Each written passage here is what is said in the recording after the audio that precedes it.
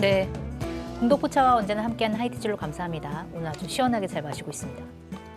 자, 여러분 4월 19일 토요일에 일정이 있으신가요?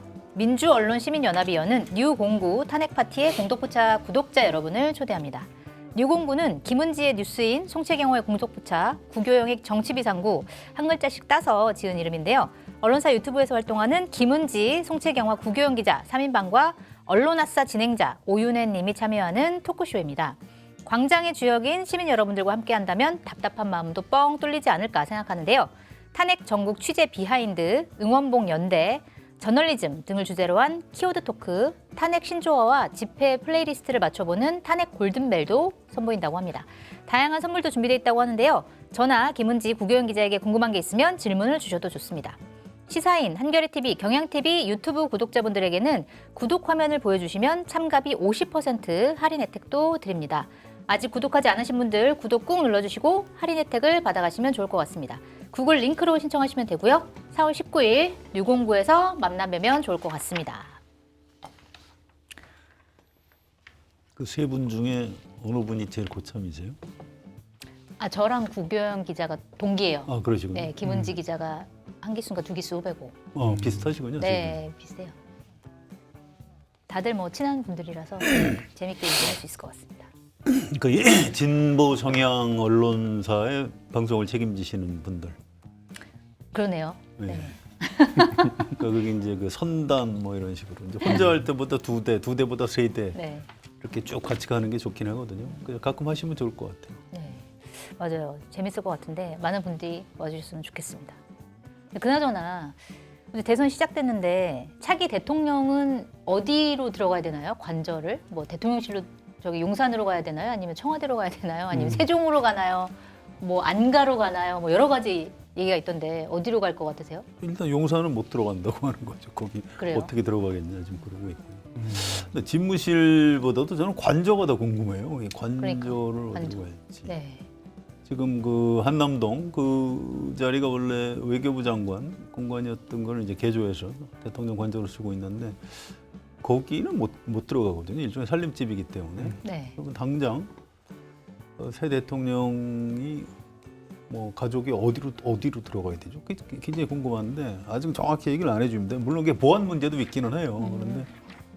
근데 이제 경험 많은 기자들하고 정치인들 만나면 요새 계속 그 얘기만 합니다. 그런데 일단은 그 임시 집무실을 정부종합청사 광화문에 있는 거기로 하느냐.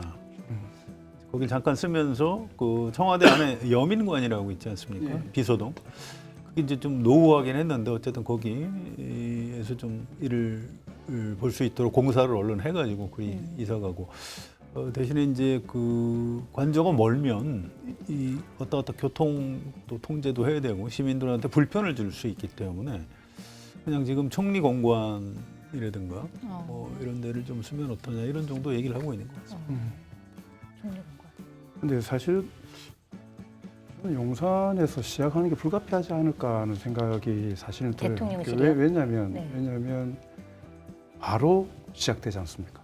일순이나 그러니까, 중간 인수위 과정이 없이 그러면은 뭐 그 속에서 어떤 장난을 쳐놨든 대통령이 집무할 수 있는 환경이 되어 있는 것이기 때문에 이게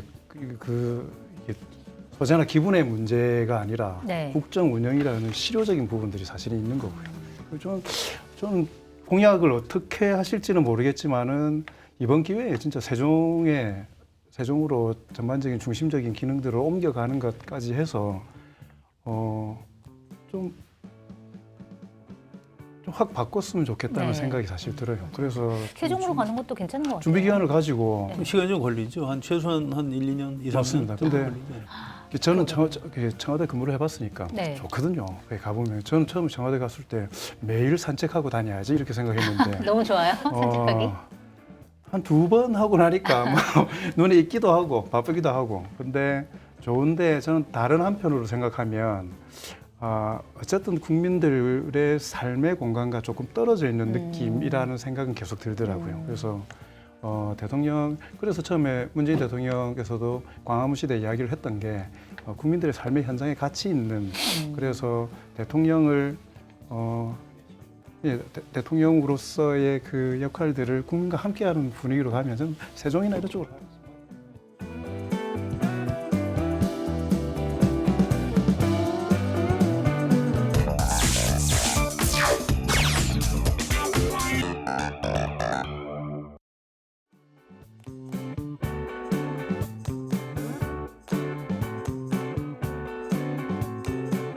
네, 송채경호의 공덕포차 시작하겠습니다.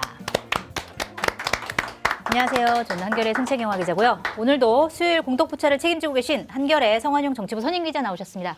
안녕하세요. 반갑습니다. 자, 우리 공덕포차의 장고 장영철 한국사회여론연구소 부소장님 나와 계십니다. 반갑습니다. 안녕하세요. 네, 오늘은 오늘 대선 출마 선언을 했죠. 김문수 전 노동부 장관 얘기부터 해보도록 하겠습니다. 일단 뭐 여권, 지금 뭐 여야가 나뉘어 있진 않지만 국민의힘 대선 후보들 중에서는 지금 지지율 1위를 달리고 계신 분이죠. 7일 장관직을 사퇴하고 8일 공식 출마 선언을 했는데 오늘 이제 출마 선언문 두 분 다 보셨을 것 같아요. 뭐 이재명 더불어민주당 대표를 막 저격하는 내용도 있었고 색깔론을 막 본격적으로 들이밀기도 하고 여러 가지 좀 내용이 있었는데 성환영 기자님 어떻게 보셨어요? 글쎄요, 뭐 윤석열 아바타다. 그런. 좀 그렇게 딱 평가가 되고요.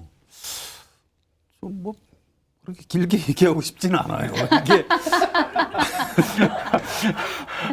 아니 이게 말을 옮기려니까 제가 좀 기분이 나빠져요. 이 말을 그대로 하는 게 기분이 나쁘다. 뭐 어쨌든 뭐 네. 친북, 반미, 뭐 친중, 반기업, 저 자유민주주의 부정하고 나라의 근간을 뒤흔들고 우리 사회에 이런 세력이 잔존하고 있고 뭐 이 땅의 좌파 아니 그 윤석열 전 대통령 네. 이 얘기하던 걸 지금 그대로 반복하고 있는 거예요. 아유 좀 지겹다. 아니 뭐 대통령 뭐 선거 나오시는 건 뭐 제가 뭐라고 그러진 않겠는데 뭐 좀 어떻게 뭐 이런 식으로 계속 색깔론이라고 아이고 좀 거시기 합니다. 알겠습니다. 장군님은 어떻게 보셨어요? 패널 하면서 진짜 힘든 게 제가 살아오면서 제가 지지하지 않는 정당의 대선 후보 출마 선언문을 이렇게 꼼꼼하게 볼 기회가 괴로우셨군요. 앞으로도 이제로도 없을 겁니다. 근데 보니까 세 가지가 있고 세 가지가 없더라 이렇게 생각이 딱 들던데 하나는 반성은 없고 자랑은 있다. 그래서 탄핵에 대해서 좀 안타깝다 이런 이야기는 있지만 그 계엄이나 탄핵을 불러오게 된 그 일들에 대한 반성은 단 한 자도 없었습니다. 본인이 이제 국무위원이었는데 맞습니다. 네, 그리고 책임이 있어야죠. 자기 실적에 대한 뭐 그건 뭐 당연하다고 생각하지만 그럼에도 불구하고 반성 이후에 그 자기를 부각시키는 것이 좀 온전한 도리가 아닌가 하는 생각이 들었었고요.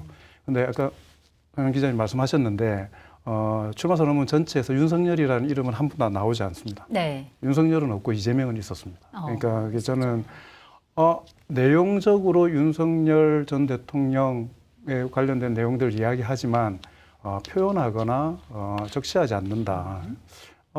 이미 핵심 지지는 주머니 안에 넣었다고 생각하는구나. 그래서 조금 다른 방식으로 좀 나가려고 하는 것 같았고 네. 오로지 이재명 그 대표 이제 그만두셨으니까 전 대표에 대한 공격 타깃 지점들을 좀 명확하게 가져갔다라는 생각이 들고요. 네. 그 다음에 또 한 가지 특징이 국민의힘 당을 언급하지 않았습니다. 딱 하나 그렇네요. 들어가 있는 게 무력한 당과 그걸 이겨내겠다.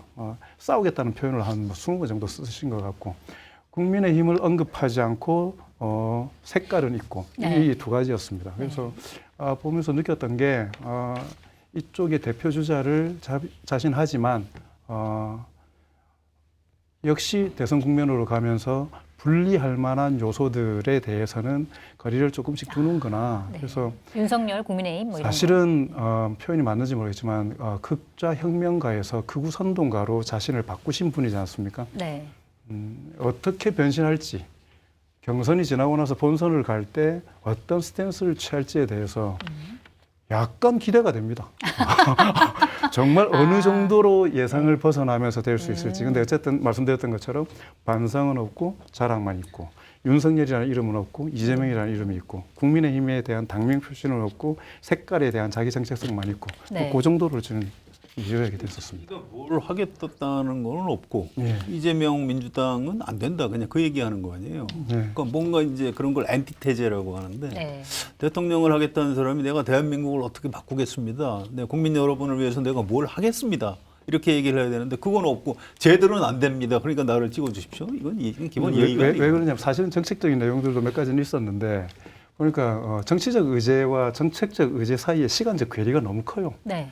그러니까 정책적 의제는 되게 미래지향적인 AI 뭐 중심으로 해서 청년 세대를 부여잡고 이런 이야기를 했었는데 그게 실감이 안 나는 이유가 뭐냐면 정치적 사고와 정체성이 몇십 년 전에 사고를 가지고 하기 때문에 간격이 너무 크군요. 이 간격이 읽으면서 같은 사람의 같은 출마 선언문이라고 하기에는 지나치게 좀 이게 괴리가 있다 네. 그런 생각이 들었습니다. 알겠습니다. 아까 말씀하신 것처럼 극좌에서 극우로 옮겨간 인물이다 이렇게 평가를 해주셨는데 성환용 기자님 어떤가요? 이 김문수 전 장관이라는 사람 어떤 인물인지 과연 대선 경쟁력이 있는 건지 좀 궁금합니다. 예, 뭐 어쨌든 여론조사에서 뭐 10몇 % 정도 잡히는 거니까 어쨌든 지지층은 있다고 봐야죠. 네. 본인 거든 윤석열 전 대통령 거든. 1951년생입니다. 그러면 74. 네. 나이가 이제 적지 않으시고요. 서울대 경북고 나오셨죠. TK죠. 서울대 학생운동 하다가 민청학년 사건으로 제적됐었고요. 구로공단에 위장 취업해서 도루코노조위원장을 한 걸로 알고 있습니다. 이제 두 차례 정도 구속됐고요. 그 다음에 이제 민중당 이런 걸 하다가 95년에 김영삼 전 대통령이 좀 민자당으로 들어와라 해서 글이 들어갑니다. 그래서 그때 깜짝 놀랐어요. 뭐 이재호, 김문수 이런 분들 네. 민중당 출신들이 민자당에 들어와서 아니 저건 뭐지? 이제 그분들 설명은 아니 이제 그 소련도 무너졌고 우리가 그동안 그 사회주의 뭐 이런 거 했던 거 이거 잘못된 것 같다. 그래서 이제 우리 제도 정치권으로 들어간다 이제 설명인데 그건 그럴 수 있어요. 그런데 이분이 그 다음에 이제 부천에서 출마해서 처음에 당선이 됐습니다. 그 당시 이제 박지원 의원하고 해서 이겼어요. 박지원 의원 슬로건이 넥타이를 잘 매는 남자 뭐 이런 책을 썼는데 김문수 후보 넥타이가 어울리지 않는 남자 뭐 이제 이런 식의 책을 써서 그래요? 박지원을 저격을 한 거죠. 그때부터 발광체가 아니라 약간 반사체 같은 그때부터 반사체 같은 거죠. 역할을 하셨군요. 근데 어쨌든 아주 지독하게 선거운동을 해서 이겼어요. 그 당시 이제 뭐 김현철 씨 팀에서도 많이 도와줬다고 하고 어쨌든 국회의원 한 3번 정도 했을 겁니다. 두 번인가 3번 했어요. 그다음에 경기도지사를 한 2번 정도 한 것 같아요.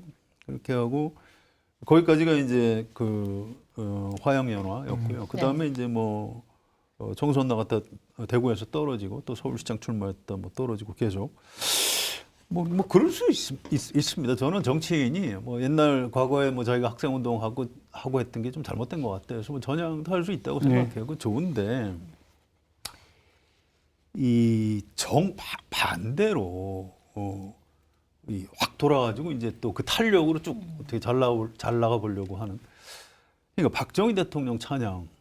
야 이건 좀 너무했다 했는데 아니야 이승만 대통령도 위대한 사람이야 독재자 아니야 이렇게 주장하고 나중에 이제 전광훈 목사하고 손잡고 자유통일당 만들었죠. 네. 그래서 이제 진짜로 갈 때까지 가는구나 이런 생각을 했고요. 이게 제가 이분이 하도 뭐 박정희 이승만 타령을 하길래 제가 그 KBS 라디오에 제가 패널로 나가고 김문수 경기지사가 출연을 한 적이 있어요. 주연으로. 그래서 미워서 일부러 제가 이제 준비를 해갔습니다. 지사님 혹시 전향상업주의라고 아십니까? 그런데요. 그래서 그 미국에 좌파하다가 갑자기 전향을 해서 우파로 쫙 달리면서 책 쓰고 강연 다니고 해서 돈 잘 버는 사람이라고 있습니다. 그게 전향상업주의입니다. 근데 좀 말을 안 하고 전국을 찌르셨네요. 방송 끝나고 난 다음에 오늘 저 성 기자님 토론 참 어렵게 하시네 이렇게 싸늘하게 한마디 듣고 그냥 가더라고요.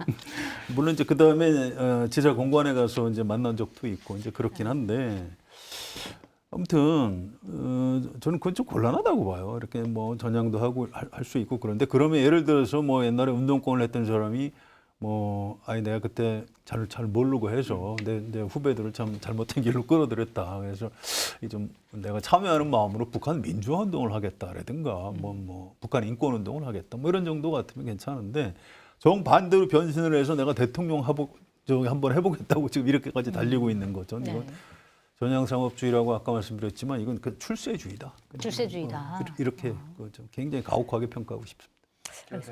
네. 민중당 청년학생위원회 활동을 했기 때문에 김문수 씨한테 포섭된 거 아니에요? 그때 만나 보셨어요? 그러면? 아니요. 그분들은 저희한테는 문헌 속에 존재하는 너무 하늘 높이 계셔. 너무 이제 위에 그렇죠. 계셨구나. 예. 네. 이분들 뒤를 따라가야지. 네. 지금 잘못된 길을 따라. 절단 날 뻔했습니다. 아, 그랬군요. 과거가 또 여기서 드러나시는군요. 장군님은 약간 여론조사 전문가시니까 네. 일단 김문수 전 장관 지지율 분석을 좀 해주셨으면 좋겠어요. 그러니까 초반에, 그러니까 계엄 사태 이후에 초반에 사실은 이례적으로 확 김문수 전 장관의 지지율이 올랐다가 좀 떨어지고 있는 것 같은데 네. 어떻게 분석하고 계세요? 근데 저는 김문수 그 후보 이제 이게 출마 선언을 하셨으니까 김문수 네. 후보에 대한 지지가 실제로 이길 수 있다라는 지지일까? 저는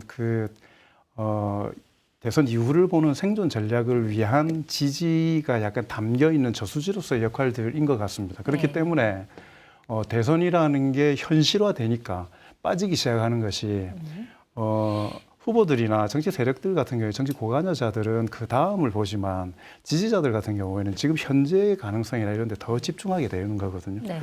보니까 김문수 가지고 안 되겠는 겁니다. 그러니까 지금 수치적으로 나중에도 제가 말씀을 드리겠지만 빠져나가는 모습들이 보이거든요. 네. 근데 그렇다고 해서 확 빠질 거냐? 네. 저는 그렇지는 않을 거라고 생각을 그래요? 합니다. 네. 근데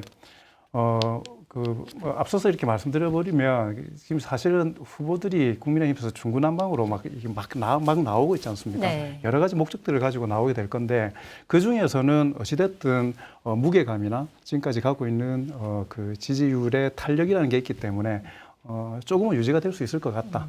근데 점점 경선의 막바지로 들어가고 본선 경쟁력이라는 부분이 가장 중요한 화두로 올라올 때 네. 그때까지 지금 상황을 극복하면서 선택받을 수 있을 거냐.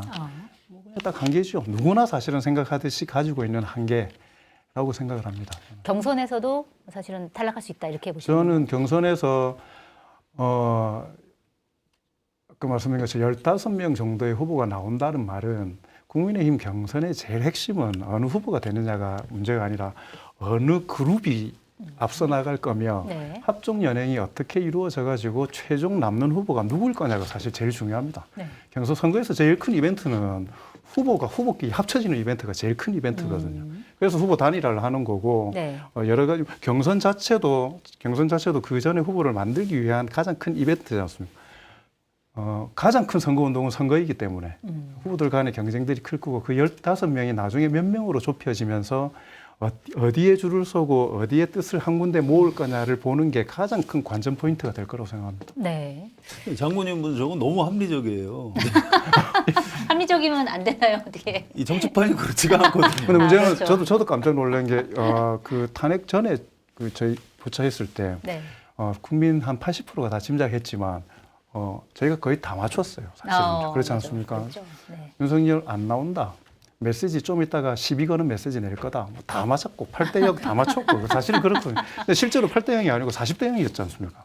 5개 관련해서 8분이 전부 다 동의해버린 거잖아요. 그래서 네. 그렇게 계산하시는군요. 그 이야기를 누가 하는데 그렇구나. 이게 그냥 단순하게 사람으로 볼 게 아니라 의제 중심으로 보면 이게 정말 압도적인 거였구나. 그래서 대한민국 정치판에도 여전히 합리성은 조금은 남아 있을 거라고 생각합니다. 근데 이제 나중에 그 대선 국면 막판에 한번 좀 보시죠. 저는 네. 이게 이제 그 합리적인 분석과 전망을 하는 게 맞는데 저는 이제 지금처럼 정치 양극화가 아주 많이 벌어진 이런 정치 지형에서는 저는 그 인간에 대한 불신 같은 게 좀 있어요. 이게 인간이라는 동물이 별로 그렇게 지혜롭지 않은 동물일 수도 네. 있겠다. 판단을 그러니까 달리할 수 있다. 합리적이지 않은 판단을 지는 걸 할 수 있다. 뻔히 알면서도 고집을 꺾지 않는. 그냥 예를 들어서 뭐 한동훈, 뭐 유승민, 뭐 얘들은 그냥 무조건 안 된다. 제가 이제 대구 경북 쪽에 아는 분한테 물어봤더니 그쪽 정서가 그렇다고 그래요. 아니 김문수로 하면 당연히 본선에서 지는 거고 그나마 다른 사람이 하는 게 오세훈 이런 사람들 하는 게 낫지 않냐 그랬더니 아니 걔들 그런 애들이 하느니 차라리 정권 넘어가는 게 낫다 이렇게 얘기를 한다는 네. 거예요. 그래서 그쪽에서요? 그렇습니다. 저는 한동훈, 오세훈 굉장히 특이하다. 그런 후보들의 가장 큰 기회 요인은 적어도 자기들을 이재명 후보보다 싫어하지는 않는다라는 게 가장 큰 기회 요인이라고 생각하거든요. 그 사람들은. 네. 그래서 예를 들어서 내부에서 후보로 돼서 김문수 후보나 등등을 이기기만 하면 네. 후보가 되면 아스팔트 99라고 이야기되는 분들의 지지도 그분들도 선택의 여지는 없는 거 아니냐. 왜냐하면 이재명이 되면 안 되니까. 이재명 후보가 됐을 경우에 그들이 맞부닥치게 될 이 현실은 상상할 수 없는 일이라고 이미 생각하고 있기 때문에. 아무튼 후보가 누가 되는가 그 이후의 얘기는 그때 가서 하면 네, 되고요. 예. 네. 그 전에 저는 지금 국민의힘 책임당원들 분위기나 이런 걸로 봐서는 그냥 김문수가 되는 것 아니냐. 아직도 이렇게 생각하는 사람이 좀 더 많은 것 같아요. 네. 알겠습니다. 흐름이 물론 중요하니까 네, 예, 예. 시간 좀 지나면서 이제 봐야 될 것 같은데 저도 사실은 잘 안 믿어져서 자꾸 물어보고 있습니다. 그쪽에 네. 알만한 사람한테. 근데 아직은 그냥 김문수 뭐 이렇게들 얘기를 하고 있다고. 네. 알겠습니다. 국민의힘 얘기를 좀 더 해보도록 하겠습니다. 이게 이제 국민의힘의 이제 윤석열 전 대통령이 지난 4일에 파면이 됐고 사실은 그 이전부터 나오는 전망들은 워낙 극우 지지층들이 윤석열 전 대통령을 이제 지지했었기 때문에 어느 정도 애도 기간을 가진 다음에 이제 선거 체제로 전환할 것이다 이런 전망이 나왔었는데 사실상 사흘 만에 완전히 대선 체제로 이제 전환을 했습니다. 그리고 뭐 사실은 뭐 민주당에서는 당연히 그렇게 주장을 하지만 뭐 국민의힘 안에서도 뭐 김웅 전 의원 같은 경우에는 뭐 당헌 당규상 국민의힘은 대선 후보 내지 말아야 된다. 국민의힘 이 후보로 냈던 대통령이 파면을 당했기 때문에 후보를 내지 말아야 된다. 이런 의견도 지금 나오고 있는 상황인데 그럼에도 불구하고 국민의힘 지도부는 그냥 가는 것 같아요. 국민의힘 지도부의 이 전략 뭐라고 보세요? 그 전략이 없죠. 정당에서 대선 후보를 안 낸다는 건 있을 수 없는 거고요. 네. 우리가 지난주에도 계속 전망했지만 이건 파면되는 순간 조기 대선 국면으로 확 바뀔 거다 이렇게 예측하지 않았습니까? 네. 지금 그 모양을 그냥 보고 있는 거죠. 지금 국민의힘은 이미 선거를 시작한 지 130일이 넘었죠. 그렇게 네, 오시는군요. 개업이 시작하면서부터 네. 자리에 말씀드렸지만 이미 탄핵을 기정사실화했었기 때문에 거기에 맞는 걸로 프레임 전쟁을 이미 시작했던 거지 않습니까? 네. 탄핵, 윤석열, 내란 이런 부분들을 옆으로 밀어내고 이재명, 민주당 심판, 네. 그다음에 뭐 이게 국난 뭐 이런 쪽으로 해서 프레임을 가져가려고 하는데 정치 쪽에 조금 관심 있는 분이면 누구나 아는 책 있지 않습니까? 코끼리를 생각하지 마. 네. 프레임 전쟁, 코끼리를 생각하는 순간에 말려든다. 근데 좁은 방 안에 코끼리가 들어와 있는데 네. 코끼리 생각 안 한다고 살아남지 못합니다. 이재명 대표 코끼리인 거죠? 그렇죠. 예. 아니죠. 탄핵 이런 부분이 코끼리인 거죠. 탄핵. 예를 들어서 탄핵이 윤석열. 자, 그 방 안에서 나는 코끼리를 생각 안 해야 돼 하는데 코끼리한테 밟혀 죽어요 이미. 네. 그러니까 프레임 전쟁이 가능한 거는 최소한의 명분이나 최소한의 그걸 극복해낼 수 있는 힘이 있을 때 프레임의 조절이 가능한 거지. 이미 탄핵이라는 코끼리가 국민의힘을 쑥대밭으로 만들고 있는데 그렇기 때문에 그때는 오히려 그 프레임에 순응하면서 탄핵이 오게 된 상황에 대해서 반성하고 거리를 두고 이렇게 가는 태세 전환들이 있어야 되는 거지. 네. 그걸 억지로 한다고 되겠습니까? 세상에 코끼리로 가득 차 있는데. 그래서 저는 그런 좀 모자란 생각들을 지금 좀 하고 있다. 그렇기 때문에 네. 지금도 여전히 그래서 여러 가지 워딩들이 나오고 어떻게 하든 간에 결국은 지금 프레임 싸움에서 이길 수 없는 네. 그런 걸로 저는 가고 있다고 생각합니다. 근데 국민의힘 후보가 10명이 넘더라고요. 네. 뭐 14명, 15명 이렇게도 얘기하던데 근데 참 흥미로운 게 그분들 중에는 1%도 안 되는 분들이 훨씬 많아요. 네. 그런 거고. 지자체장들 이런 분들은 뭐 거의 이름도 올리지 못하더라고요.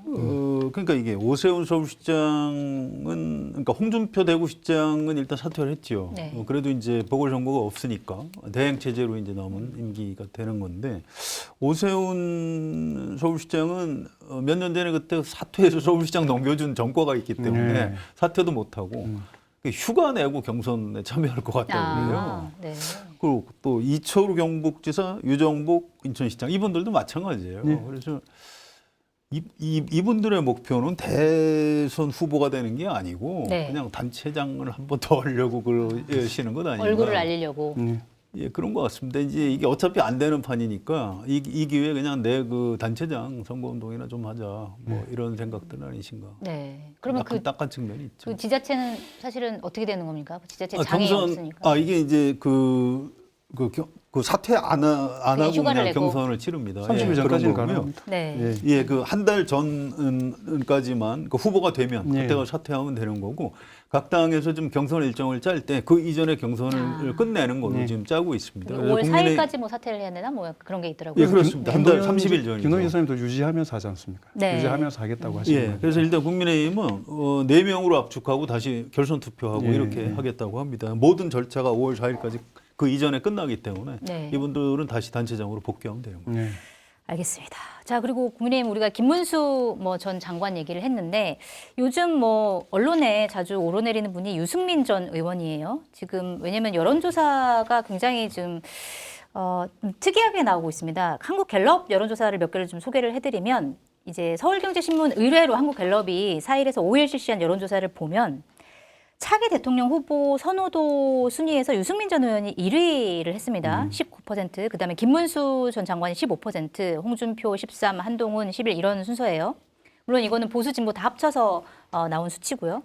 그다음에 뉴스원 의뢰로 한국갤럽이 지난 6일에서 7일 조사한 내용을 보면 양자 대결을 쭉 했는데 유승민 전 의원과 이재명 대표가 붙었을 때 유일하게 이재명 대표가 과반 득표를 못합니다. 49%, 유 전 의원 32% 이렇게 나왔고 더 이제 깊숙이 들여다보면 양자 대결에서 무당층을 한정했을 때는 유승민 전 의원이 35%, 이재명 대표가 25%, 무려 이제 유 전 의원이 10%포인트 차로 이재명 대표를 이깁니다. 자세한 내용은 중앙선거 여론조사 심의위원회 참조하시면 되고 그렇기 때문에 유승민 전 의원이 실제로 본선에 가면 경쟁력이 굉장히 높을 것이다. 이런 이제 추측들이 나오고 있고 그런데 다만 이제 지금 경선 룰이 본선 경선에서 룰이 국민 여론조사 50, 당원 투표 50이기 때문에 이 허들을 과연 유승민 전 의원이 넘을 수 있을 것이냐, 요게 좀 관건이다 이런 분석들이 나오거든요. 어떻게 좀 분석하고 계세요? 15명 나오면서 아까 이야기했던 것처럼 합전 연행이 중요하다고 생각하는데 네. 여론조사 결과를 몇 가지 말씀해 주셨으니까 제가 생각할 때 좀 유의미한 조사 결과를 말씀을 드리면 제가 몇 번 말씀드렸죠. 참 좋은 여론조사 회사가 있다고. KSY. KSY에서 CBS와 같이 했던 조사를 네. 4차까지 지금 진행을 쭉 했었는데 네. 꼭 이렇게 이분들을 이렇다라고 묶을 수는 없겠지만 이럴 때 김문수, 홍준표, 원희룡 이 세 분을 한 그룹으로 묶고 네. 그다음에 유승민, 한동훈, 안철수 이렇게 한 그룹으로 묶었을 경우에 탄핵을 놓고 찬성 반대 이렇게 그렇습니다. 나눌 수 있는 그리고 거네요. 윤 전 대통령과의 관계의 문제도 있는 거고 자 이렇게 했을 때 전체의 보수 후보를 물었을 때 네. 그러니까 전체에 대해서 보수 쪽 대권 주자 선호도를 물었을 때 네. 이 두 그룹이 어떻게 됐냐면 격차가요. 1차 때가 3월 달이었습니다. 3월 중순에 4.5%, 네. 2차 때 4.9%, 3차 때 역전됩니다. 마이너스 0.8%. 네. 그 말은 뭐냐면 유승민, 한동훈, 안철수 이쪽이 더 많이 나오기 시작했다는 겁니다. 네. 그리고 4차 4월 4일, 5일에서는 5.8%로 앞섭니다. 네. 그쪽이. 오. 그러니까 되게 늘죠. 네. 그런데 이야기하셨던 것처럼 경선은 전체를 상대로 하는 게 아니기 때문에 그럼 거기서 국민의힘 지지자들의 선은 어떻게 변화했는지를 보니까 네. 1차 때 격차가 38.1%입니다. 굉장히 물론 김문수 후보 그 그룹 그룹이 쪽이 훨씬 높았죠. 높았고. 자, 2차 때 36.2%, 3차 때 22.8%, 네. 4차 마지막에 14.7%입니다. 아하. 그러니까 이게 보수 지지층도 조금 변하고 움직이고 있다. 있는 거죠. 네. 대단히 전략적으로 선택하고 있는 겁니다. 그래서 자, 유승민 후보 당연히 저는 본선에서 가장 경쟁력이 있을 거라고 생각을 합니다. 근데 네. 문제는 가장 넘기 힘든 허들이 뭐냐면 지금 말씀하셨던 것처럼 그럼 후보가 될 수 있냐 이것 네. 때문에 사실 딱 걸리는 거잖아요. 네. 근데 경선 과정에서 유승민 후보의 불안정함을 보강할 수 있는 후보들이 이렇게 결합이 될 경우에 판은 어떻게 될지 모른다. 그리고 유승민 후보만 놓고 보면은 어쨌든 가장 큰 변수는 결국 박근혜 전 대통령이지 않습니까? 네. 박근혜 전 대통령이 앙금을 풀어줘 버린다면 유승민 후보의 입지는 지금과는 전혀 다른 상황이 될 수도 있다. 그래서 네. 기회 요인들이 유승민 후보에게는 되게 많아졌다라는 생각이 듭니다. 네. 그래서 그게 좀 실제로 반영되고도 있는 것 같고. 네. 근데 아까 저희 숫자 결과를 보면서 아 이렇게까지 빨리 바뀌는구나라는 생각이 들어서 대선 60일이 간단한 기간이 아닙니다. 이게 박근혜 전 대통령 한번 만나면 이게 확 또 바뀔 수 있겠네요. 그렇죠. 네. 저는 그렇게 근데 그게요. 저도 그게 바로 유승민 전 의원 때문에 궁금해서 대구 경북 쪽 민심을 물어봤다는 겁니다. 네. 아까 네. 말씀드린 게. 근데 지금 유승민 전 의원이 박근혜 전 대통령 만나려고 면담 신청한 지 한참 돼요. 아 그래요? 면담 신청 이미 했나요? 그렇습니다. 공개적으로 한 건 아니니까. 또 공개적으로 하면 예의가 아니죠. 음. 근데 지금까지 연락이 없대요. 아 용서해줄 마음이 없군요.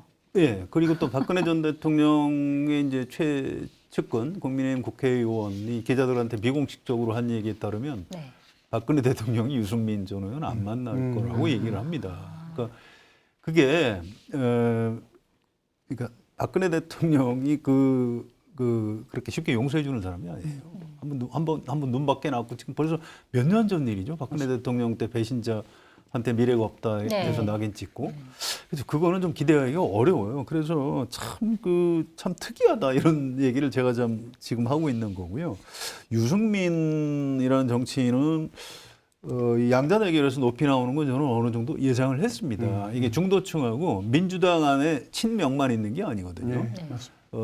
비명 지지층도 꽤 돼요. 네. 이 사람들이 뭐 그래 차라리 유승민이 더 낫지 않나 이렇게 선택을 하는 겁니다. 그래서 이제 양자 대결에서 아주 강하게 나오는 건데 아까 우리 장관님 말씀하셨듯이 이 국민의힘 후보가 되는 게 훨씬 어렵습니다. 맞습니다. 그러니까 본선보다 예선이 훨씬 어려운 사람이에요. 전 이 예선의 문턱을 넘기가 참 쉽진 않겠다. 좀 안타까운 마음에서 아까 드린 말씀. 말씀드렸던 것처럼 박근혜 대통령은 유승민 후보 개인에게 가장 큰 그 변수인 거고 지금 이야기했던 그룹들 있지 않습니까? 이거는 그 대부분 그렇게 이야기하잖아요. 15명이 나오는 이유가 자치단체장들은 자기 선거를 위한 거고 나머지는 당권을 위한 거다. 네. 당권을 그대로 포석을 두는 거다. 유의미하죠. 맞죠. 근데 저는 국민의힘이 지금 대선 패배를 만약에 한다면 지금처럼 유지되면서 당권 경쟁이 이루어질 것인가. 저는 분당까지 각오해야 될 거라고 생각을 하거든요. 네. 그러니까 그렇게 됐을 경우에 실제로 누가 남고 누가 쫓겨나느냐의 문제가 이런 그룹핑의 결과에서 나올 거라고 저는 생각을 합니다. 예를 네. 들어서 아까 이야기했던 안동훈, 그다음에 안철수, 유승민 이런 후보들이 만약 선전을 한다면 네. 저는 본선에는 이쪽이 선전하든 저쪽이 선전하든 안 된다고 생각하거든요. 이미 저는 대선 결과는 정말 특이한 상황이 발생하지 않은 이상은 달라지지 않을 거기 때문에 네. 그럼 패배를 전제로 봤을 때 이 두 그룹 중에 어디가 후보의 위치에 이르느냐는 후보 개인의 문제가 아니라 네. 보수 세력들의 세력 판도가 달라지는 부분이기 그렇군요. 때문에 그래서 저는 되게 중요한 관전 포인트 대선인데도 불구하고 대선 결과는 이미 나와 있는 것 같고 중간 과정에서 네. 세력의 판도가 어떻게 되느냐 우리나라의 그 보수라고 했을 때 가지고 있었던 좀 고듬 강직함을 완전히 훼손시켜버린 네. 극우적인 지금 상황에서 보수 세력이 그러면 향후에 어떤 정체성을 갖게 될 거냐가 저는 이번 대선에서 되게 중요한 포인트라고 생각을 굉장히 합니다. 중요한 부분이에요. 이거는 이제 국민의힘 그 혼자만의 얘기가 아니라 사실 이재명 뭐 지금 대표가 만약에 대선에서 승리해서 대통령이 된다고 하더라도 야당과의 관계를 생각했을 때 네. 굉장히 중요한 국면이 될 수 맞습니다. 있겠네요. 네. 국민의힘이 민주당하고 문화가 좀 많이 달라요. 이게 이제 약간 지역적인 특색도 있고요. 아주 옛날에 민주당, 그러니까 1950년, 1960년, 뭐 2공화국 때 민주당이 집권했을 때 민주당 신파, 구파가 갈라졌지 않습니까?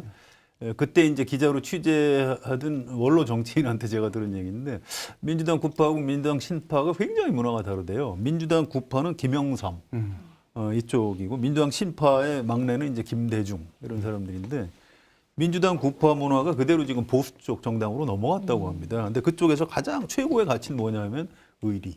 네. 예, 거기서는 그냥 배신하면 죽음이라는 거예요. 네. 대신에 한번 사람 신뢰하면 끝까지 이제 믿어주는 거고요. 반면에 이제 민주당 신파는 뭐 명분을 그렇게 따진답니다.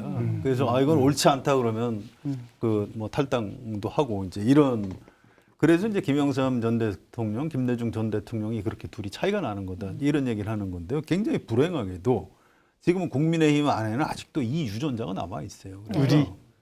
그렇습니다. 의리가 최우선인 거죠. 네. 그래서 배신자는 절대로 용서하지 않는 이 네. 아주 무서운 조폭과 비슷한 문화가 여전히 남아있다.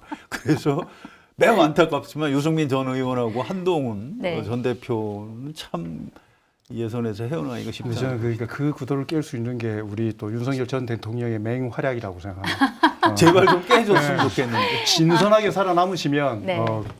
그 의리를 깨버릴 겁니다. 아, 아마. 예. 도저히 안 되겠다. 예. 우리 이 의리를 지킬 수가 없다. 이렇게까지. 너무하잖아요. 맨정신에 말을 할 수가 없는데. 근데 윤석열 대통령도 이분도 딱 한 사람, 절대로 안 되는 사람이 누구냐 하면 한동훈이라고 할 거예요. 아하. 아니 그 체포 명단에 한동훈 전 맞습니다. 대표를 왜 집어넣습니까? 예, 예. 아, 한동훈 전 대표가 아니었네. 그 당시 대표였죠. 네. 그런 걸 보면 확실히 이 윤석열 대통령 고향이 뭐 경상도 쪽은 아니지만 이 문화는 그런 의리를 중시하는 보수적 문화에 좀 훨씬 가까운 사람이구나 이렇게 생각을 합니다. 말씀 나온 김에 한동훈 전 대표 같은 경우에는 이렇게 지지율이 뭐 그렇게 딱 오르는 것 같지는 않아 보여요. 어떻게 성한영 기자께서 보시기에 경쟁력이 좀 있어 보이나요? 어떻게 보세요? 역시 이제 그 늪에서 헤어나지 못하고 있다고 합니다. 배신자 프레임 늪에서. 예, 그래서 이제 이것도 이제 아까 박근혜, 유승민 이 커플하고 비슷해요. 어떻게든 윤석열 전 대통령이 한동훈 전 대표를 불러서 뭐 화해를 해준다든가 이렇게 하면 분위기가 확 달라질 수 있을 텐데 지금 제가 말씀드린 그게 불가능한 얘기인 거죠. 윤석열이라는 사람이 이 최고와 반대로 굉장히 그 가슴이 좁은 사람이기 때문에 아마 용서를 안 해줄 것이다. 그래서 한동훈 전 대표한테도 기회가 돌아가기가 쉽지 않을 것이다. 이렇게. 그렇게 보시나요? 어떻게 보세요?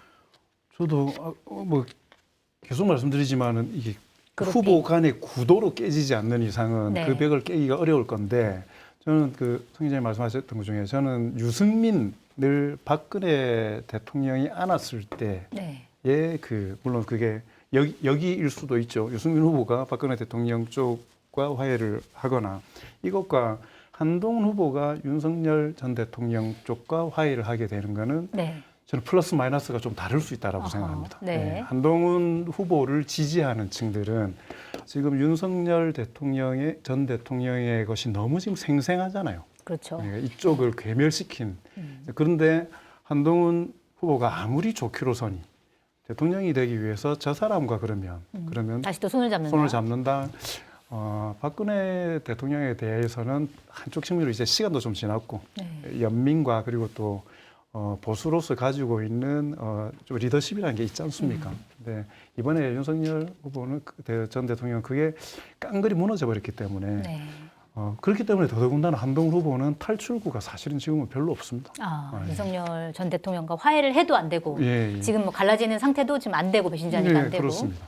지금 방법이 없다 이렇게 말씀하셨어요. 자, 그리고 이번 대선에서 윤석열 전 대통령이 과연 어떤 활약을 할 것인지 어떤 후보의 손을 들어줄 것인지 이게 의견이 좀 분분한 것 같아요. 윤심 후보가 있다면 누가 될지 어떻게 보세요? 뭐 이기는 사람이 우리 편, 그렇게 뭐 이런 보세요? 태도를 취할 겁니다. 이게 이제 물론 현실적으로 지금은 김문수 장관이 제일 높으니까 네. 뭐 김문수 장관 편을 들겠죠. 근데 이른바 친윤 정치인들이 윤석열 전 대통령하고 접촉이 있는 것 같아요. 그분들이 근데 아직은 태도 변명을 명확히 안 하고 있습니다. 근데 최근에 한덕수 대행 추대론 이게 나오면서 혹시 윤석열 전 대통령이 김문수 장관이 아니라 한덕수를 찍은 거 아니야? 뭐 이런 또 분석도 나오더라고요. 그건 아닌 것 같아요. 그래요? 그건 아니라고 명확히 얘기를 하고요. 한덕수 총리 본인도 난 절대로 나갈 생각이 없다 이렇게 얘기하고. 그건 한덕수 총리가 왜 지금 저러는지는 좀 이따 다시 얘기하기로 하시죠. 그건 아니다. 윤석열 전 대통령이 찍은 후보가 한덕수는 아니다. 어떻게 보세요? 어쨌든 이번 대선에서 윤심이 가장 강력한 역할을 할 겁니다. 네. 윤심이 곧 낙심이 될 거기 때문에 낙심이다. 반대로 작용할 것이다. 제발 누군가를 좀 찍어줬으면 좋겠어요. 그래서 게다가 가장 유력한 사람을 좀 지지를 해줬으면 좋겠습니다. 그러면 네. 지금 그러니까 그 파고는 못 넘습니다. 아까 이야기했던 것처럼 끊임없이 그 민주당에서 내란 이 부분 워딩들을 계속해서 네. 그리고 그건 정치적으로 꺼내지 않는다 하더라도 사법적인 절차들이 진행되면 네. 윤석열 전 대통령은 의제에서 사라질 수가 없는 상황입니다. 네, 거기에서 윤석열 대통령이 살아남기 위해서 움직인다. 움직이는 족족 사실 민폐가 될 수밖에 없는 거죠. 네. 그래서 윤심이 네거티브한 방향으로 작동할 수밖에 없다고 생각합니다. 네. 그러니까 제발 좀 해달라. 네. 나와달라. 누구하고 꼭 같이 했으면 좋겠다는 생각은 좀 있는데. 네. 예. 알겠습니다. 자, 이번에는 민주당 얘기를 좀 해볼게요. 이재명 대표가 오늘 대표직 사퇴를 하고 이제 대선 채비에 나섰는데 이르면 내일 출마 선언을 할 것이다. 뭐 이런 추측성 보도가 나오는데 어떻게 좀 들은 얘기 없으세요? 기정사실이기 때문에 빨리 하실 거라고 생각합니다. 그래요? 예, 그리고 그럼 10일이 유력하다? 좀 내일 할 거라고 생각합니다. 네. 예, 그리고 하든 안 하든 이미 레이스는 오래전에 시작이 됐기 때문에 그렇죠. 그리고 압도적으로 가기 위해서는 스타트를 빨리 끊는 게 좋죠. 예. 네, 알겠습니다. 자, 사실 이재명 대표 관련해서는 지금 한창 이렇게 개헌론 얘기가 나오면서 화제가 됐습니다. 물론 오늘 이제 우원식 국회의장이 개헌론을 다시 이제 집어넣긴 했어요. 지난 일요일에 우원식 국회의장이 자, 우리 개헌해야 되니까 이번 대선 때 개헌 국민투표를 같이 하자라고 제안을 했고 이재명 대표가 지금은 내란 종식이 먼저다라고 하면서 거부를 했고 그 다음에 한덕수 대행이 이제 뭐 헌법재판관 후보자 2명을 지명을 하면서 아 이거는 지금 개헌론을 논의할 때가 아닌 것 같다 하고 우원식 국회의장이 다시 이제 개헌론은 논의를 좀 미루자 이렇게 얘기를 한 상황인데 오늘 이제 동아일보 단독 기사를 보니까 이재명 대표가 지난 대선에서도 4년 중임제 개헌안 공약으로 내놨고 이번 대선에서도 비슷하게 공약을 내놓을 것이다. 아마도 이제 뭐 이 공약대로 하면 한 1, 2년 내에 단계적으로 개헌을 추진하게 될 것이다. 이런 이제 보도가 나왔어요. 성하윤 기자님이 보시기에 이재명 대표가 실제로 개헌 추진 강력하게 좀 할 거라고 보세요? 그러면 언제 할 거라고 보시는지 좀 궁금합니다. 일단 공약을 내놔야죠. 또 후보들이 이재명 대표 빼놓고 다른 모든 후보들이 다 한 3년만 하자. 다음 대통령은 지금 그렇게 얘기하고 있지 않습니까? 그러니까 이재명 대표도 이제 답변을 해야죠. 그래서 이제 공약을 어떻게 대선 공약의 개헌 문제를 어떻게 담을지를 미리 좀 준비를 해달라 이렇게 아주 강하게 측근들하고 당직자들한테 주문을 해서 이미 답을 가지고 있는 걸로 알고 있습니다. 네. 우원식 국회의장하고도 한 2차례 만나가지고 몇 가지 약속을 했다고 그래요. 네. 뭐 그 내용을 뭐 다 밝히긴 곤란한데 그 중에 이제 4년 중임제가 들어있어요. 근데 이게 참 묘하게 된 건데요. 사실은 이재명 대표도 할 생각이 좀 있었다고 합니다. 이번에 개헌. 이번에 네. 대선에 같이 하는 것에 대해서 뭐 할 수 있다면 뭐 한번 해보시죠. 의장님이 그럼 해주시면 제가 뭐 분위기 봐서 좀 뭐 수용할 수도 있겠습니다. 네. 이렇게까지 얘기를 했다고 그래요.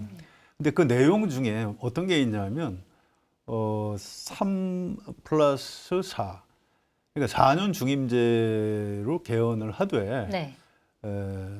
3년은 현행 헌법에 따라서 이제 하고 네. 그다음에 이제 4년 중임제인데 이제 또 4년을 할 수는 없는 거니까 4년을 더 한다. 그러니까 3 플러스 4 네. 뭐 이렇게 그렇게 되면 3년 하고 나서 무슨 중간 평가처럼 이렇게 대선을 치르는 방법은 어떠냐 이런 얘기들을 아마 주고받았던 모양이에요. 그럼 이재명 대표가 대통령이 됐을 때 7년 동안 연임해서 7년을 할 수 있다 이렇게 당선이 되면 당선이 되면 7년까지 할 수 네. 있는 방안에 대해서 아마 두 분이 얘기를 한 것 같습니다. 그런데 네. 이게 지금 조기 개헌이 뻐그러지면서 이제 네. 완전히 없었던 얘기가 돼 있죠. 이게 왜 그러냐면 이게 약간 설명이 필요합니다. 우리나라 헌법 128조가 이 개헌 관련 조항입니다. 여기에 보면 대통령의 임기 연장이나 중임, 이 변경을 위한 개헌은 제한 당시 대통령은 효력이 없어요. 네. 맞습니다. 그래서 이재명 현재 대통령이 누구죠? 없습니다. 없죠. 그래서 지금 개헌을 발의해서 네. 개헌이 이루어지면 이재명 대표가 임기 연장이나 뭐 중임 변경 이런 거에 구애받지 않고 자유롭게 네. 뭐 임기 연장을 할 수 있게 임기 되는 연장을 거네요. 할 수 있게 되는 거죠. 네. 이론상. 그런데 지금 대선하고 동시에 개헌하는 게 이제 끝났기 때문에 네. 대선 이후에 개헌을 하게 되면 이재명 대표는 이제 임기 연장이나 중임 뭐 못하는 이런 걸 할 거군요. 수가 없게 되는 거죠. 그래서 현재 이재명 대표하고 가까운 국회의원들 얘기로는 5년 이재명 대표는 대통령 임기 5년을 그냥 보장을 받고 네. 2030년 지방선거 때 4년 중임제 개헌을 해서 그때부터 시작을 하자. 이제 이렇게 얘기를 하고 있습니다. 네. 또 아마 그런 내용으로 얘기를 하지 않을까. 그런데 이제 개헌 국민투표를 언제 하느냐. 임기 초에 개헌이 이루어지면 내년 지방선거 때 국민투표를 하면 되고요. 네. 그게 아니고 시간이 좀 늘어져서 한 임기 중반쯤 여야 합의에 의한 개헌이 되면 2028년 총선 때 네. 개헌 국민 투표를 같이 하면 되는 것 아니냐 이제 이런 얘기를 좀 주고받고 네. 있는 것 같습니다. 개헌 문제에 대해서 먼저 좀 말씀을 드리고 싶은 게 제가 그러니까 법적으로 잘 이해를 잘 못하는 건지 모르겠는데 네. 자, 예를 들어서 대선하고 개헌 투표를 같이 한다. 네. 그럼 이 대선에 이 대통령은 네. 4년짜리를 뽑는 겁니까? 5년짜리를 뽑는 겁니까? 아. 이게 예를 들어서 이게 5년짜리 뽑는 거죠. 아니 근데 예를 들어서 네. 이게 이 대선 투표에서 4년 중임제냐 네. 연임제냐 그럼 그것도 사실 4년 연임제를 실제로 국민들이 단기간 내에 동의해 줄 거라는 것도 선언적인 판단인 거고요. 네. 어떤 내용이 들어갈지를 모르는 거지 않습니까? 근데 권력구조 개편에 대한 내용이 들어가면서 권력구조 개편에 관한 개헌 투표를 하면서 대통령을 뽑는 선거를 같이 한다는 거지 않습니까? 네. 근데 만약에 허 기자님 말씀대로 그럼 이 대통령은 해당이 안 되는 거면 네. 그럼 이거는 5년 뒤에 적용될 개헌을 지금 이번에 굳이 해서 같이 한다라는 게 되는 건데 네. 저는 사실은 납득이 안 되더라고요. 이런 부분들에 대해서. 네. 5년 뒤 거를 룰을 벌써 사전에 한다? 확정 짓고 대선에 적용되는 방식으로 가야 되는 거라고 저는 판단하기 때문에 네. 그래서 현실적으로 가능한 개헌의 로드맵은 내년 지방선거 때 국민투표를 해야 된다. 왜냐하면 국민투표를 해서 임기는 이미 시작됐으니까 대통령 임기는 5년이 보장되는 거지 않습니까? 그러면 5년 뒤에 어떻게 되냐면 대선과 지방선거가 같은 해에 있습니다. 네. 그러면 이걸 일치시키고 총선을 중간 평가 개념으로 이렇게 가면 4년 중임이 되는 건데 이렇게 됐을 때 지방선거를 통해서 당선된 사람들의 임기가 2달 정도 줄어야 되는 게 있어요. 아, 그렇군요. 그게 합의가 돼야 되는 부분들이기 때문에 저는 네. 지방선거 때 그것까지 포함을 해서 결정을 하는 게 맞고 그리고 연성 개헌 뭐 이런 이야기로 개헌이나 이런 걸 좀 자유롭게 할 수 있는 걸로 가자고 하지만 그건 저는 각 나라마다 분위기가 좀 다르다고 생각해요. 그 헌법을 아주 중요한 잣대와 최종 신급으로 생각하는 정치적 문화가 있는 곳에서 네. 그걸 자유자재로 이렇게 바꾸도록 하는 것 저는 맞지 않다고 생각이 들고요. 오히려 충분하게 이번에 개헌을 할 때 사회의 많은 부분들에 대한 구조적 내용들에 대한 충분한 담론 투쟁을 벌여야죠. 그렇게 해야 통합이 만들어지는 거지. 네. 그래서 저는 이번에 국회 의장님이 그걸 했을 때 국민들이 좀 납득하기 어려울 것 같아요. 이게 국민들의 목소리가 막 모여서 되는 게 아니라 네. 정치권이 이거를 주도권을 잡고 하는 게 좀 안 맞다 이런 생각. 그러니까 저도 여론조사 쪽에 있지만 여론조사라는 건 추이와 흐름을 보여주는 거지 그것이 실질적인 결정에 영향을 미친다라고 반드시 볼 수는 없는 거거든요. 참고는 할 수 있지만 근데 너무 좀 짐작을 했다.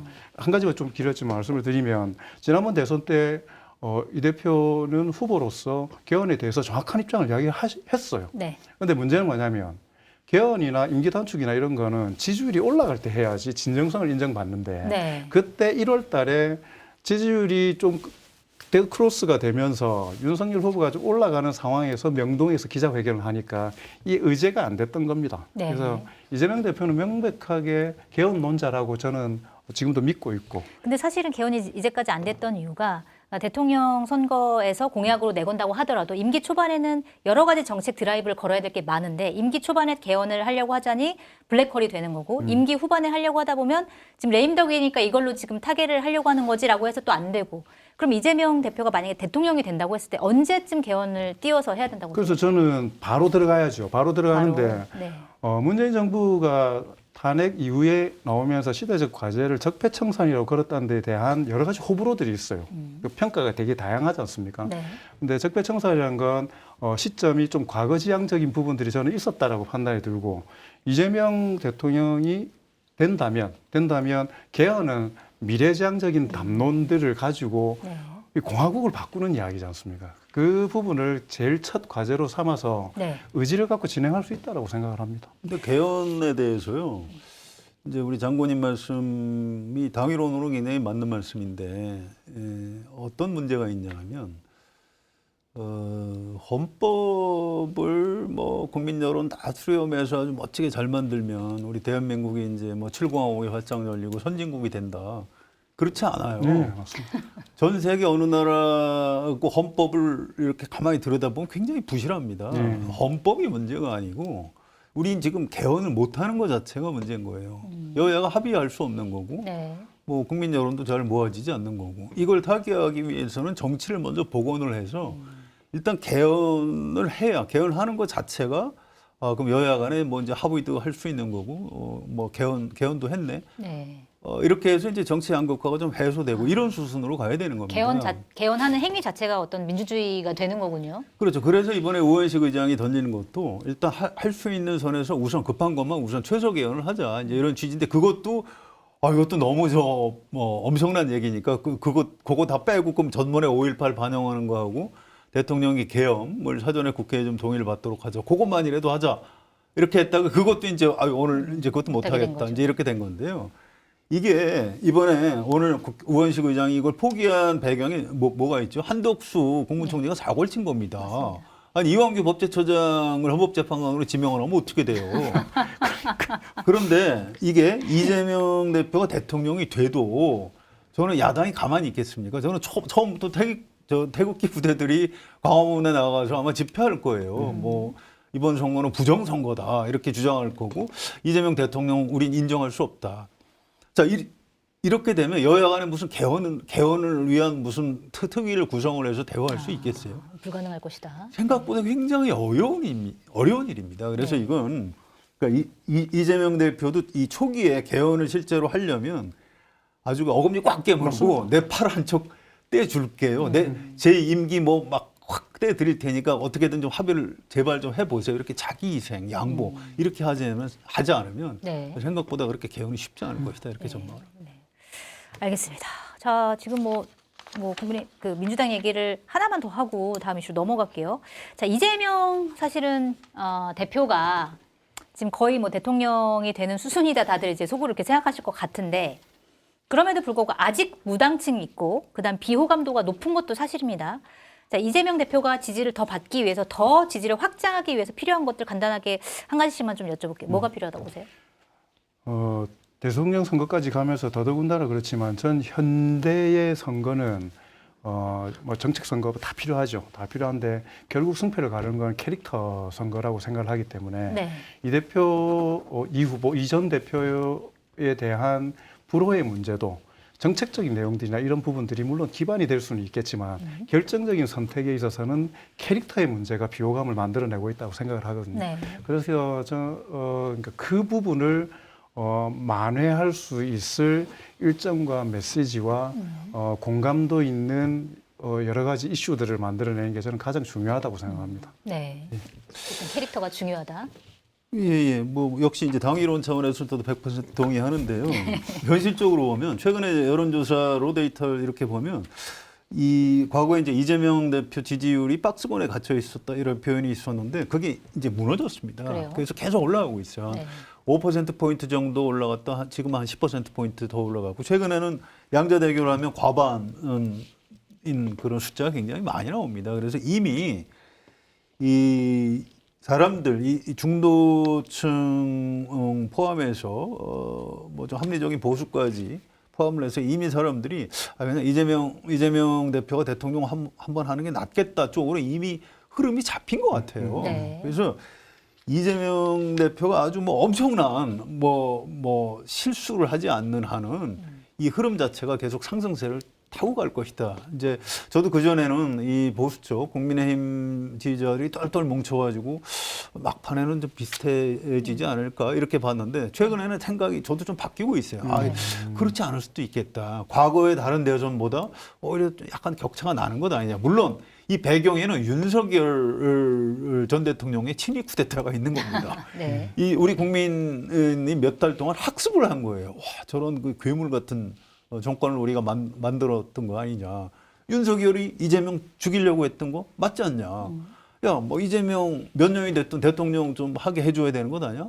이런 얘기들을 실제 뭐 밥집 술집에서들 많이 한다고 그래요. 네. 이런 게 이제 데이터 여론조사 수치로도 좀 나타나는 건 아닌가. 그래서 저는 굳이 뭐 중도층이나 뭐 이쪽 표심을 잡기 위해서 이제 이재명 대표가 뭐 노력은 해야 되겠지만 네. 뭐 전혀 어울리지 않는 뭐 과장된 뭐 이런 이벤트를 한다거나 뭐 그럴 필요가 별로 없을 것 같다는 생각이 실수만 안 하면 되는 거군요. 그렇습니다. 네. 그러니까 이게 대선남 보면 맞다고 생각을 하는데 그 이후에 힘있게 국정을 운영한다라는 걸 전제로 보면 이명박 대통령이 되게 큰 차이로 이명박 전 대통령이 정동영 후보를 이겼지만 네.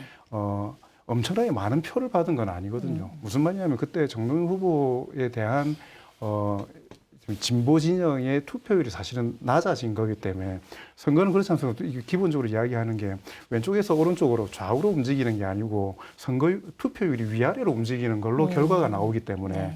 결국은 보수 쪽은 저는 많은 사람들이 투표를 포기할 거라고 생각합니다, 이번에. 아, 예, 그렇죠. 그게 당선에 있어서는 가장 큰 역할을 하게 될 거라고 생각해요. 근데 집권하고 나면 투표한 사람이나 안 한 사람이나 지지를 가지고 국정을 운영해야 되기 때문에 저는 좋은 대통령, 기대감 있는 대통령으로서 가기 위해서는 네. 절대적인 수치를 높일 필요가 있다. 그렇게 하기 위해서는 선거 과정에서 그런 여러 가지 맹아들과 가능성들을 끊임없이 보여주실 필요가 있다고 생각을 합니다. 알겠습니다. 추후에 뭐 사회 통합이라든지 이런 것들을 위해서도 이제 그런 모습을 보여줄 필요가 있다 말씀하셨고, 이번에 이제 한덕수 대통령 권한대행 얘기를 좀 해볼게요. 참 어제 뭐 굉장히 충격적이었죠. 헌법재판관 후보자로 이완규 법제처장, 함상훈 서울고등법원 부장판사 지명을 했습니다.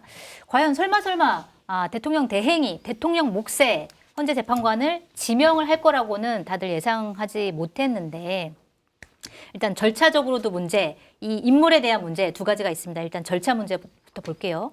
일단 석 달 전에 한덕수 대행이 이렇게 얘기를 했습니다. 대통령의 고유 권한 행사를 자제해야 된다. 대행은 자제해야 된다고 얘기를 하면서 그때 당시에 이제 국회 몫인 3명의 재판관을 임명하지 않았는데, 지금은 그랬던 한덕수 대행이 입장을 바꿔서 대통령 몫까지 지명을 한 배경, 그다음에 이게 사실 정치적으로 법적으로 어떤 문제가 있는지 어떻게 보고 계세요, 성환영 기자님?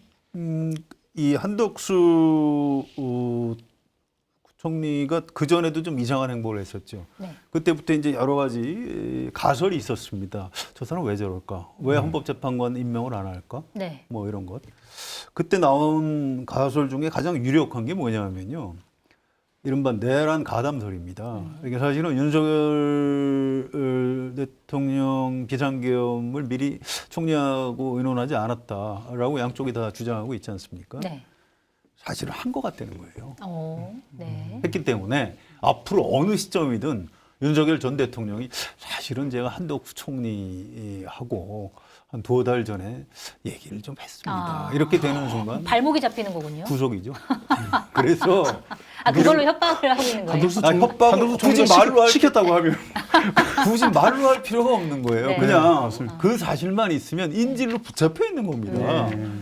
그래서 알만한 사람 통해서 저 이완규 법제처장 좀 헌법재판관으로 후보 훌륭하지 않습니까? 그럼 예 알겠습니다 하고 해줄 수밖에 없는. 네. 이제 뭐 증거는 없고 가설이지만. 네. 그래서 이제 어제 저도 너무 놀래가지고 그때 그 세웠던 가설이 맞을 수도 있겠구나 이런 생각을 좀 하게 됐습니다. 네, 그런 이유가 있었을 것이다. 근데 저도 헷갈렸었는데 네. 절차와 입장의 문제는 분리할 필요가 있을 것 같다. 그러니까 그게 상식적으로 맞다 안 맞다. 다수설, 소수설 이야기는 할 수 있지만 네. 그대로 가면 권한 대행이 어떻게 그 헌법재판관들 임명을 해 대통령직을 그럼 임명이 안 됩니까? 지금대로면 네. 예를 들어서 다른 외적 조건이나 법적인 다른 판단이 안 오면 네. 진행되는 거지 않습니까? 네. 그러니까 임명할 수 절차에 있죠. 그러니까 저는 일단 그건 전제인 거죠. 네. 그러니까 그래서 그걸 이 감론을박의 문제가 있고 그냥 팩트는 문제가 있으니까 그러니까 더 문제인 거죠. 네. 이 사람이 그걸 가지고 해버리니까. 저는 이걸 보면서 제일 처음 아무리 생각해도 저는 황 기자님 저런 거일 수밖에 없다. 늘 당위론적인 이야기를 하는 저지만 저 정도의 뭐가 없으면은 납득이 안 되는 거. 오늘 이 방송 오기 싫었던 이유가 뭐냐면 네. 이 부분에 대해서 납득이 안 되더라고요. 뭔가 당위론을 제시할 수가 없어요. 그러니까 지금. 정치적으로 저는 보면은 대선 패배를 선언하는 거구나 저기서는. 이미 이 사람들은 왜냐하면 아까 이야기했던 것처럼 이번 대선의 국민의힘의 가장 큰 악재는 윤석열 전 대통령입니다. 윤석열 전 대통령이 밥상 위에 안 올라와야 돼요. 네. 근데 이번에 가장 적나라하게 밥상 위에 한덕수 권한대행이 올린 겁니다. 지금 네. 친구를 하면서. 네, 그러네요. 프레임 전쟁의 패배를 감수하고서라도 올려야 되는 이유는 그 이후에 생존을 위한 질 거를 염두에 뒀기 때문에 네. 생존을 위한 돌파구들 헌재로 뭐든지 올려가지고 그 속에서 무언가를 좀 조정을 해내지 못하면 그러네요. 아까 이야기하셨던 것처럼 내란 관련된 거든 뭐 줄줄이 뭐 탄핵이 다 되든 네, 뭐 뭐 정당 어떻게 되든 해산 정당 심판이든. 해산이 되든 네. 모든 그 마지막 보루를 놓쳐서는 안 된다. 왜냐하면 우리는 질 거니까. 네. 그리고 이재명 후보라는 그 사람의 캐릭터가 가만히 넘어가지 않을 거다라는 두려움이 또 크게 달아 있는 상황에서 네. 그래서 졌구나 저기는. 사실은 그게 국민의힘의 인식일 수 있는데 네. 그런 국민의힘의 인식을 한덕수 대행이 받아들여서 하고 있는 거잖아요. 근데 그럼에도 불구하고 선생님 어떻습니까? 저 어떻게 버틸까요? 이게 최장 만약에 놔두면 30일 시간이 네. 확보가 되는 거지 않습니까? 저도 진짜 그게 궁금해요. 20일에 10일인데 네. 그러면은 양당의 후보가 거의 결정이 된 상황이고 대선판이 어느 정도 윤곽이 드러나는 상황인데 네. 지금 같은 경우에 그냥 그럼에도 불구하고 설왕설래하다가 이재명 후보의 당선 가능성이 거의 구분엉선을 넘어버리는 상황에서도 한덕수 권한대행이 이걸 강행할 수 있는 그게 임명을? 될 거냐? 네. 저는 그래서 이게 현실화되기는 어려울 거다라고 한편으로는 당위적으로 믿습니다. 그럼 한덕수 대행이 탄핵당하지 않더라도 사실은 임명 버튼을 누르기는 또 쉽지 않을 것이다. 저는 쉽지 않을 거다라고 생각합니다. 근데 뭐 인질로 잡혔다면 인질론이죠. 근데 인질가설. 그렇다면 제 의견 포기합니다. 안 할 수가 없을 것 같고요. 무슨 행동을이라도 할 수 있겠네요. 저는 그 전에 국회에서 탄핵 소추하는 게 맞다고 봐요.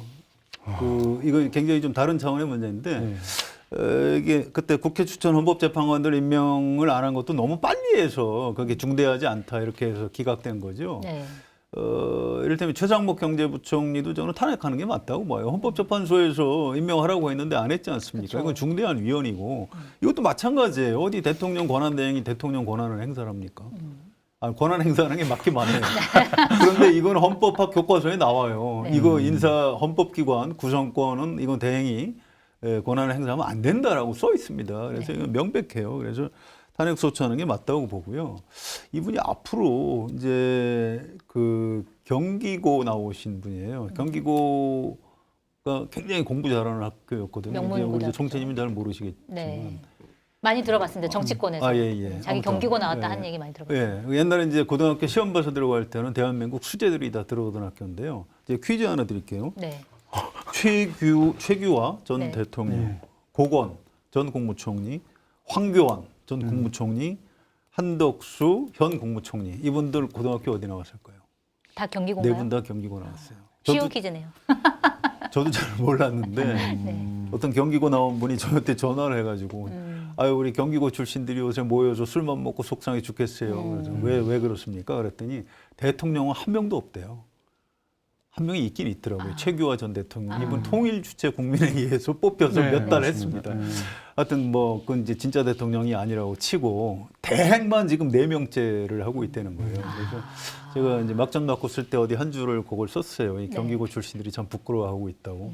그랬더니 또 어떤 경기고 나온 다른 분이 그 자기도 경기고 나왔는데 경기고가 일제하에 친일 관료를 양성하던 기관이었기 때문에 그 폐해가 아직도 있는 것 같다면서 아주 그러니까 경기고의 지금 과거까지. 무시무시한 얘기까지 무시무시한 하고 얘기를 있습니다, 하시길래 아니, 지금. 저는 그분이 저한테 아까 항의하시는 줄 알고 사과 문자를 보냈어요. 제가 경기고 나오신 분들 중에 훌륭한 분들이 많은 거 알고 있는데 기사를 쓰다 보니까 좀 재미있는 요소도 넣어야 돼서 그렇게 대행만 넘쳐나는 경기고라고 썼습니다. 그랬더니 다시 답장이 왔어요. 그게 아니고 그분은 진담이셨던 거예요.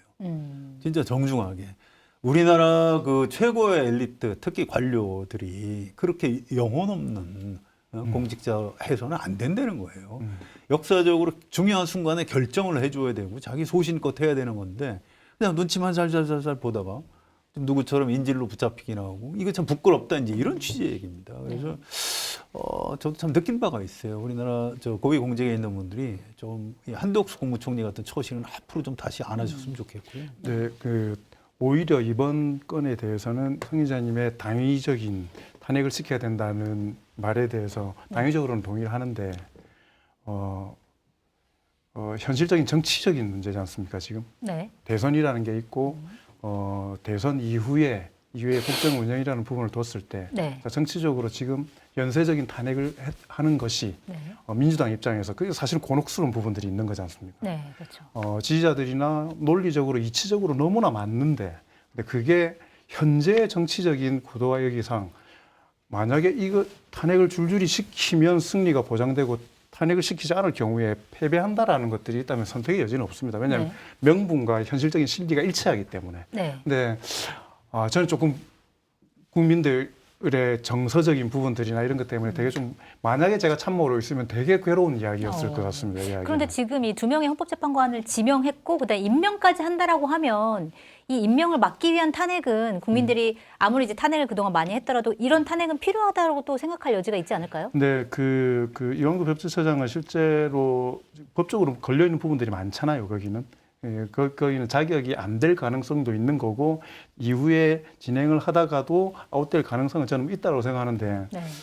이건 너무 순진한 생각인지 모르겠지만 저는 이번에 8대 0을 보면서 네.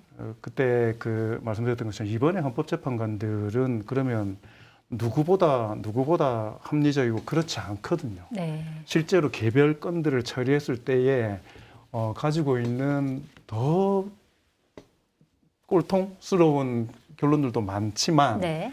정말 최종 신급을 다투는 문제에 있어 가지고는 이게 작동하는 국민들의 압력이 있다라는 것 때문에 저는 이게 그래서 마지막 보루구나라는 생각을 사실은 했습니다. 그래서 이런 여러 가지를 좀 종합적으로 볼 필요가 있다. 이게 이제 권한쟁의 심판을 하자 이런 게 있는데 그건 좀 애매해요. 누구 권한이 침해된 거지 맞습니다. 이제 이렇게 되는 건데 오늘 김정환 변호사라는 분이 헌법소원을 냈어요. 네. 동시에 가처분 신청을 했습니다. 이거 임명하면 안 된다 이런 취지로. 근데 왜 헌법소원이 가능하냐면 헌법 27조 1항 국민기본권 조항에 모든 국민은 헌법과 법률이 정한 법관에 의하여 법률에 의한 재판을 받을 권리를 가진다. 네. 이렇게 돼 있어요. 근데 지금 그 한덕수 총리가 임명하겠다는 재판관들은 헌법과 법률이 정한 법관이 아니라는 겁니다. 그래서 이건 국민의 기본권을 침해했다. 이렇게 내면서 가처분 신청을 했어요. 일반 국민 자격으로 가처분 신청을 한 거군요. 그렇습니다. 네. 가처분 신청은 한 3, 4일 내에 나올 수도 있거든요. 그래서 저는 이것도 가능하다. 헌법재판소의 재판관님들이 부디 지혜로운 결정을 해주셔서 네. 이 헌법소원 저는 인용해 주셔야 된다고 봐요. 그러면 굳이 탄핵소추까지 안 해도 되는 거죠. 그렇겠네요. 기대하겠습니다. 네.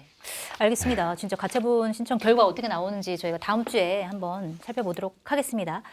자, 오늘 방송 여기서 마무리를 하도록 하겠습니다. 저희 매주 화수목 밤 9시에 방송하는 거 아시죠? 많이 찾아주시기 부탁드리겠습니다. 내일 9시에 뵙겠습니다. 감사합니다.